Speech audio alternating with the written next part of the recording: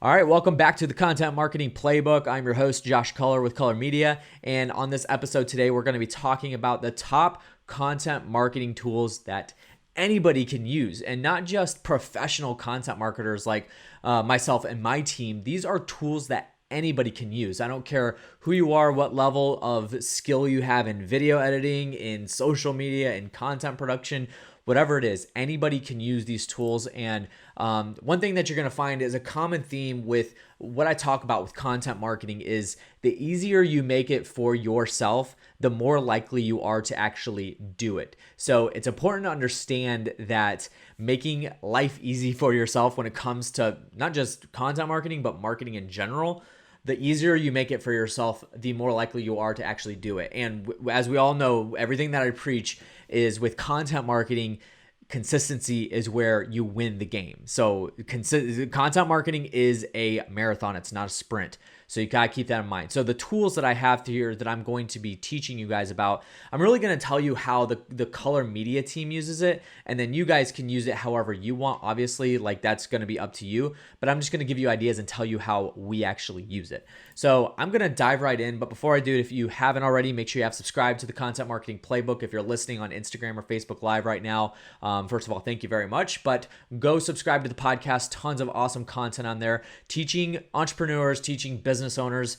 Maybe you are a solopreneur, maybe you're bootstrapping it yourself right now and you're doing everything yourself, or maybe you are a content director or a marketing director on a team, and you just are looking to be able to understand how to amp up your content marketing. That's what this podcast is all about. So we don't talk about like everything marketing, just content marketing, right? So we keep it very niched, very specific into content marketing. Obviously, marketing is a big deal, and this content marketing whole thing circles around into that.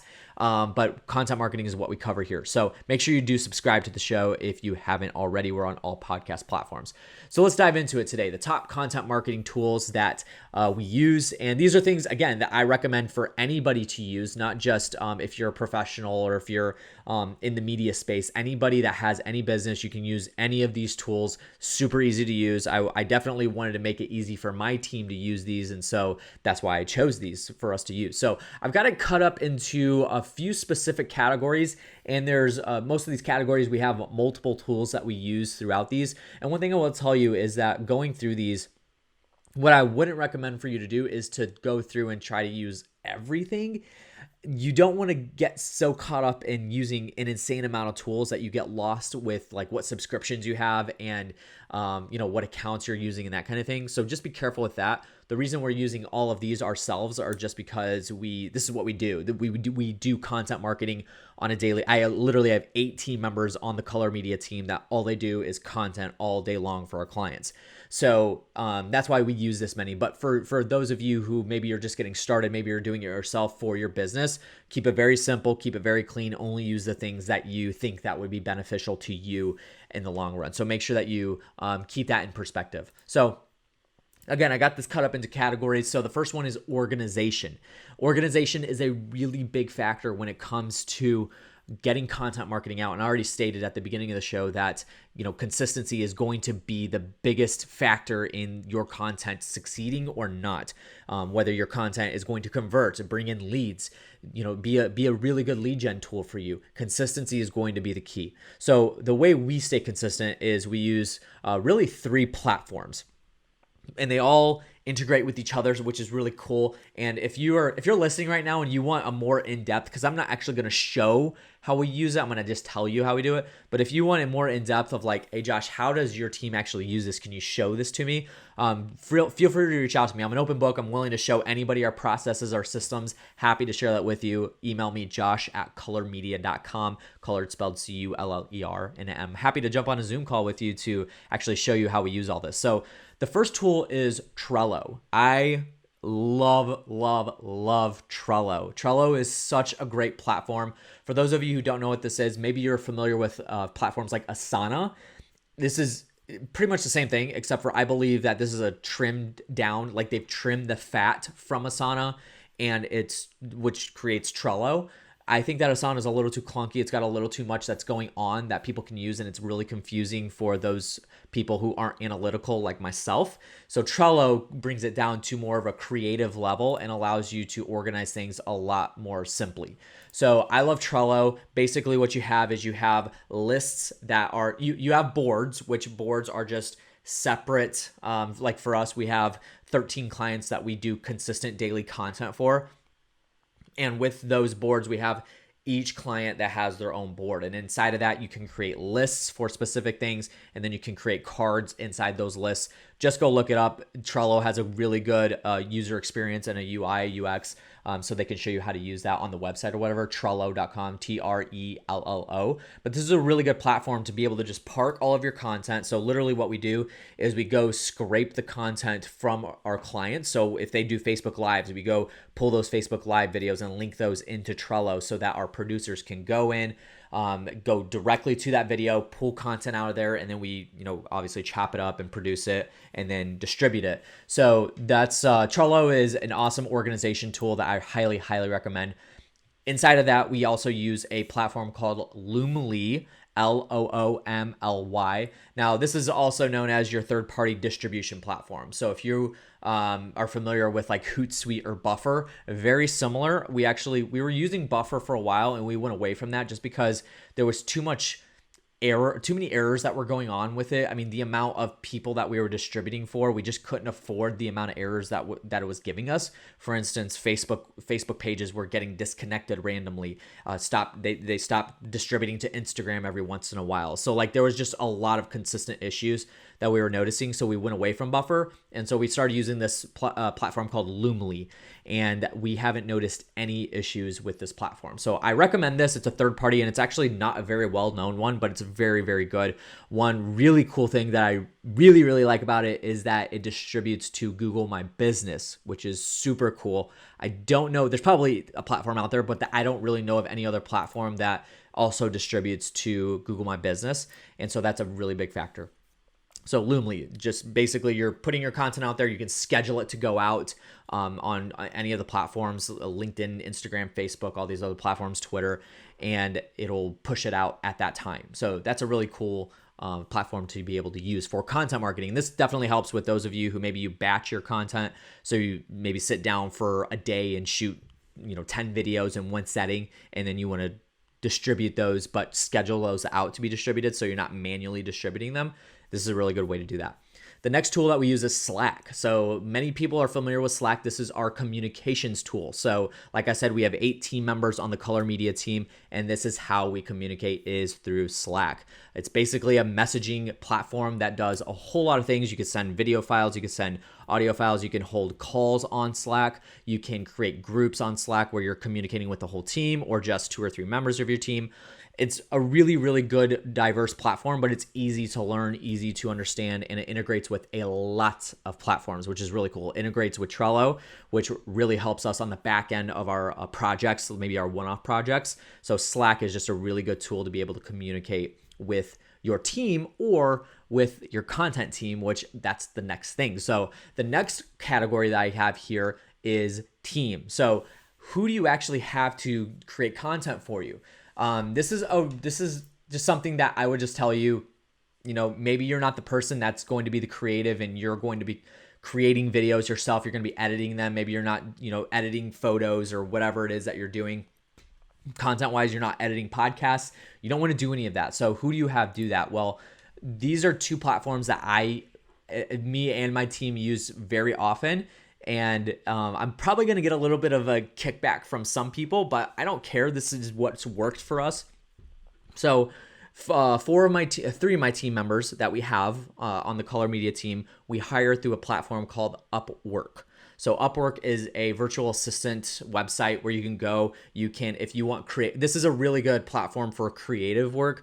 There are other virtual assistant websites that you can hire virtual assistants from, but I found that Upwork is by far the best for creative work. So if you need a web developer, if you need somebody to write for you, if you need video editors, social media managers, all kinds of stuff, this is the best platform that I've found just because of the organization and the type of people that are on there that you can hire. So basically you create a job posting, you put it out there, and you can invite people to it. You could scrape their profiles. You can see the work that they've done. You can see ratings from other customers. And it's just a really good way to hire somebody. So you can do this in a couple of ways. Number one is you can hire them just by a project. So if you have like a video that you want edited or a podcast you want edited, you can hire an Upwork virtual assistant just for one project, just a one-off project, and that's it. And that's just in your terms that you have when you hire the person. And then the next way is actually bringing them on your team. So they're doing consistent work. You're giving them, many hours a week. So 2 of our virtual assistants that we have are ramping up between 35, 40 hours a week. One of them's doing about 15 to 20 hours a week, right? So that's what we got going on right now. And we manage all that through Upwork. So when we pay our virtual assistants, it goes through Upwork. So they're safekeeping. All of our virtual assistants are overseas as well. They're all in Europe. So I've got one in Spain, one in Ukraine, and one in Croatia. And those are our video editors, our content producers that live in those countries, but they do extremely well. And you can communicate with them through Slack, through Trello, and all that stuff. So Upwork is a really good platform to hire somebody for creative work, especially content marketing, right? The next one is Fiverr. So Fiverr it's good, right? This is a good platform for those of you who need just a one-off simple project done. I really, really don't recommend getting a logo designed on Fiverr just because they template everything and then they just kind of curate it to what you're looking for and then send it back. So I don't really recommend on Fiverr. Now, Fiverr has expanded where they give you like the extremely good services. So if you do want a logo design, you can pay up for, pay somebody on Fiverr $1,000 to get you a world-class design for a logo and stuff like that. But this is really good for, for instance, every once in a while I have just a simple writing project that I want somebody to do. And I don't really have anybody on my team that has the capacity to take it on. So I'll just hire somebody on Fiverr. And this is a really good platform to be able to do that for somebody. Or if you just want a one-off, there's every once in a while where I'll do a video and there's really bad background noise and I need that pulled out. It's too much work for me to do, so I send it to somebody on Fiverr to pull that out. So that's a good platform to use. So those are the 2 that I recommend for team. The next one is virtual video. So these, I'm not going to spend too much time on this because most people know what these are, but the first one is Zoom. So Zoom is obviously a really popular platform right now because of the time that we're in. Recording this April 7, 2020, right in the midst of this whole coronavirus pandemic. And there are many people that have signed up for Zoom, right? But Zoom is a really good platform where you can actually, record on your webcam. I actually have my DSLR camera hooked up to Zoom right now. But you can record videos that way and feed audio to it, share your screen, all kinds of stuff that you can use content-wise for your team, internal, but also to be able to publish that. So a lot of people use Zoom for podcasts. So for instance, for my podcast, the REI Marketing Weekly, I have guests that are on there that are real estate investors, and they talk about the marketing that they're doing in their business. And so with these people, I get them on a Zoom call so that I can interview them and I can see them face to face. And that's just the platform that I use. This is otherwise known as, something like Skype or Google Hangouts, GoToMeeting, stuff like that. I've just found that Zoom is by far the most reliable video conferencing platform that you can use. I've never had a problem with it. I've never had a problem with it shutting down or losing connection, having bad connection or anything like that. So Zoom is what I recommend. And then scheduling for, let's just say you're starting a podcast and you want guests on there. I recommend Calendly, C-A-L, like calendar, but not E-R at the end, L-Y. So Calendly. And this is a really good platform for being able to just schedule. So literally what I have is I have a link that I can send to guests that I want on the show and say, hey, here, and it syncs to my calendar, my personal calendar, and I send them that link and they can only see times that I'm actually available. You can block off specific times that you don't want. So for me, I don't record on Mondays, Saturday, Sunday, and Monday. So I have those completely blocked off for forever. So then I have specific times throughout. And then, after, 6 o'clock, I have that completely blocked off every day.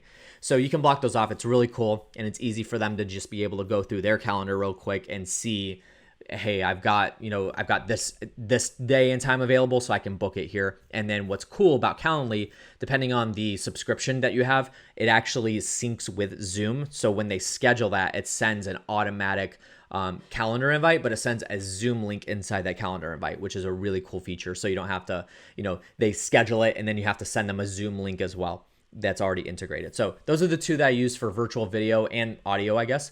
So the next one is written. So I've got three more. I've got written, editing, and then email. So written, I use two platforms, Temi and Grammarly. So Temi, Temi, I love Temi to death. I probably spent hundreds and hundreds, and maybe even thousands of dollars on Temi. And the reason why I love it so much is because most of you, so this is transcription services. So you can have audio or video transcribed on this platform. Most of you have heard of rev.com, rev.com, and that is $1 a minute. And last time I checked, it was at like 24-hour or 48-hour turnaround time. Temi is actually owned by Rev. So when you pay for an order on Temi.com, the PayPal link says rev.com, pay to the order of rev.com. So I don't know what they're doing there, but that's just goes to show you they're using the same APIs and all that stuff.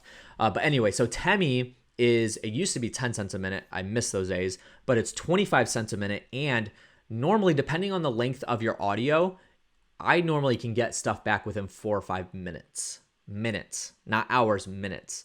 So that is huge. I can literally go on right now, transcribe this podcast that's going to be 25, 30 minutes long, have it transcribed by, 5 minutes after I put it on the platform. So that's huge. That is, especially if you have a specific workflow that's going on.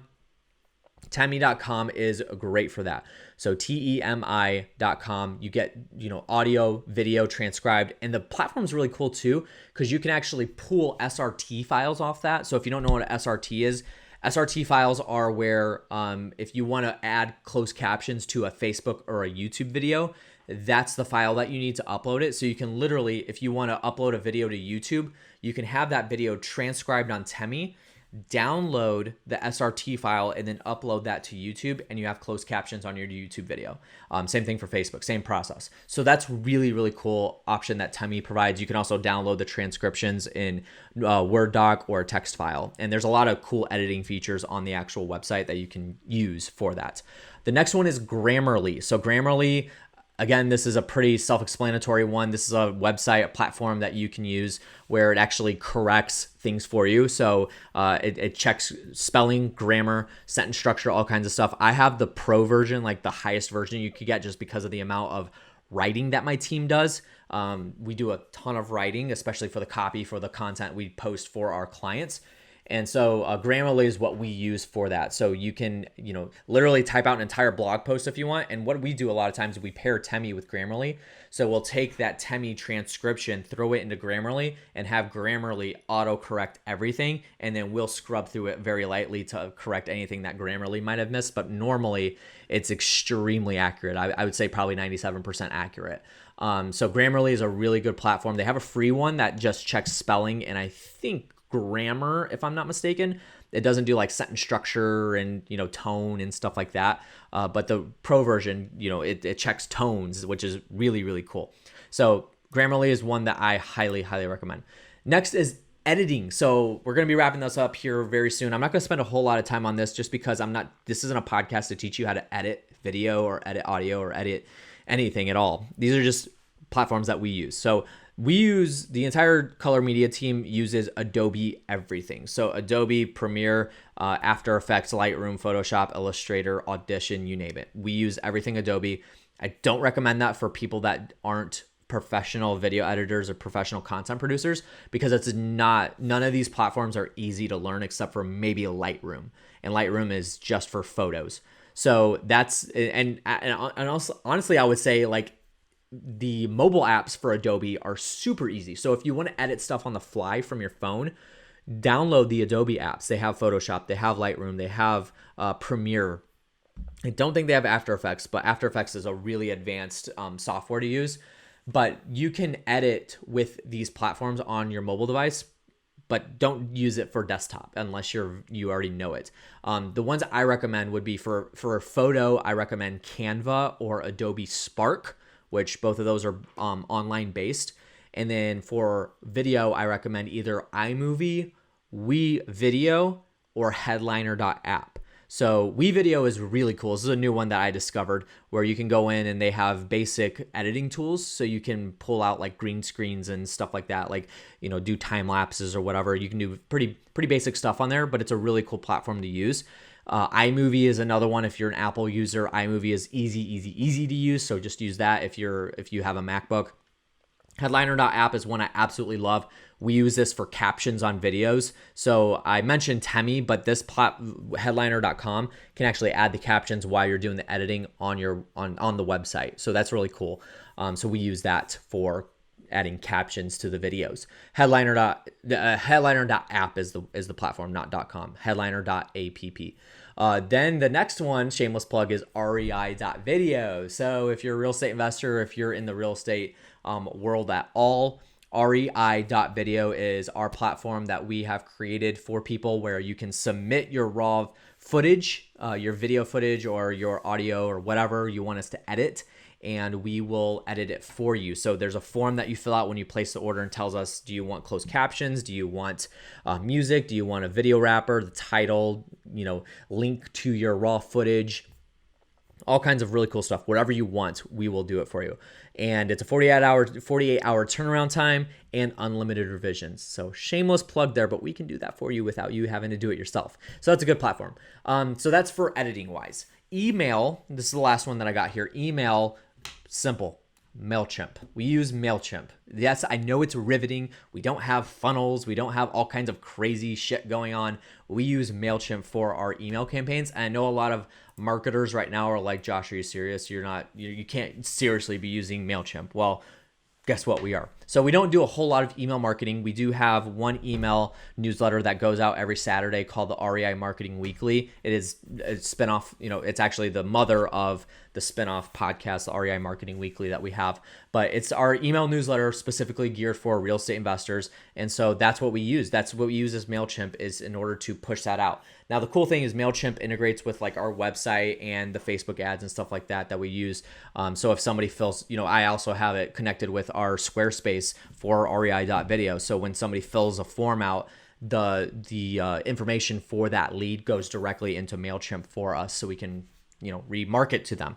So MailChimp is what I recommend. Very easy to use, very easy to build out emails and whatnot. So if you're looking to get into email marketing and doing newsletters or whatever, I highly recommend MailChimp because it's just the ease of use of it is just stupid. And honestly, we use the free one right now. Now, as you grow your list, the more you grow it, the more you have to pay for the actual subscription.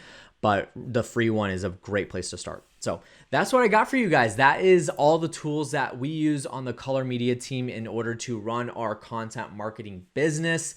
It's earth-shattering, I know, but that's what we use. And so if you guys have any questions, if you want to see how we use it specifically, again, I'm happy to jump on a call with anybody, Zoom call, to show you how we use it, show you our processes and all that kind of stuff. So just email me, josh@cullermedia.com. You can also email me if you have any questions about content marketing in general or any topics that you want me to cover. I'm happy to cover those for you. If you have any questions, happy to answer those for you as well.